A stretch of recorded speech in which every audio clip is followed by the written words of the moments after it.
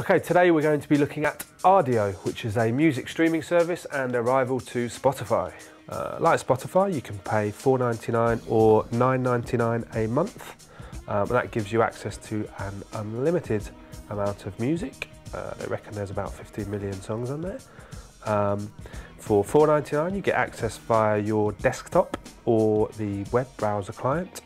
For $9.99 you can get onto the mobile version and also get a few more features. We're going to take a look at the iPad app. It's also available on iOS for iPhone and Android, BlackBerry and also Windows Phone. Firstly, you've got these three tabs here. This is you, your network and everyone. Now clicking between these, as you might expect, either shows your own selections in a particular tab, shows selections related to your Facebook or Twitter or Last.fm accounts if you choose to log into those, or via everyone, shows you what everybody who's on Rdio is listening to. So within this first tab, heavy rotation, it's showing you the most popular music at that time. So in the whole of Rdio, it's a choice of these dubious quality, ultimate dance, various artists, ultimate 80s, etc. Whereas if we jump into you, this is my own account and shows me what I've been listening to a lot of. The next tab is activity. And again, this is split between these three different sections. So you can see what other users have been doing, adding music to their collections and so on. Or you can just see what you've been doing.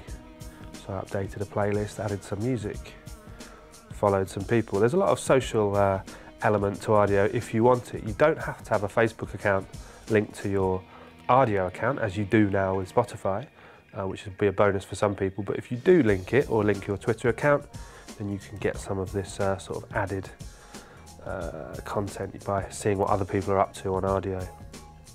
So the main tab is probably collection. This is where you can compile a library of music within the streaming service. So if you search for any artist or album or track, if you like it, you can then add it to your collection and it'll always appear here so you can quickly get to it.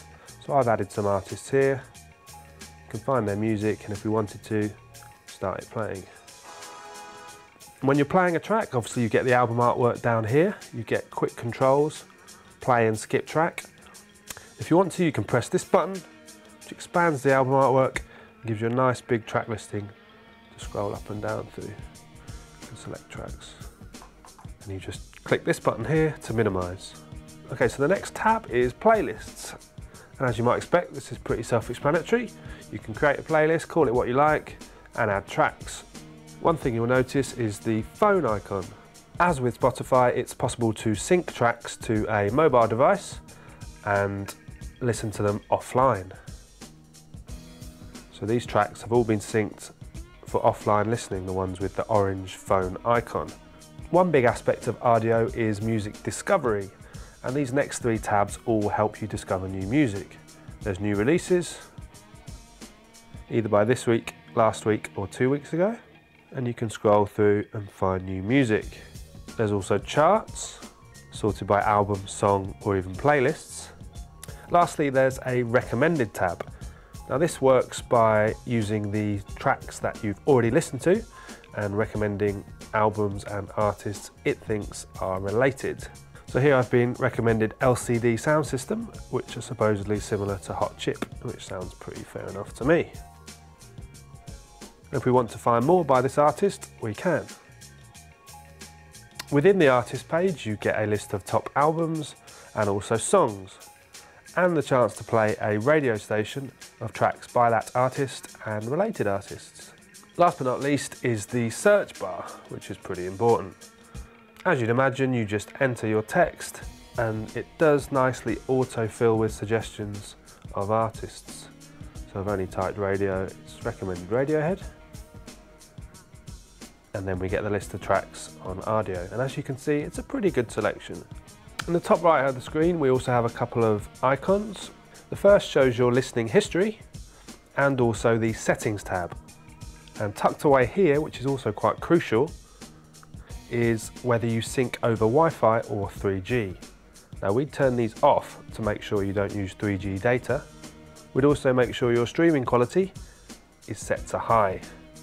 Now this will use more data when you're using 3G, or you can set it so you only use the highest quality, which is 320 kbps over Wi-Fi. That was our look at the iPad app for Rdio.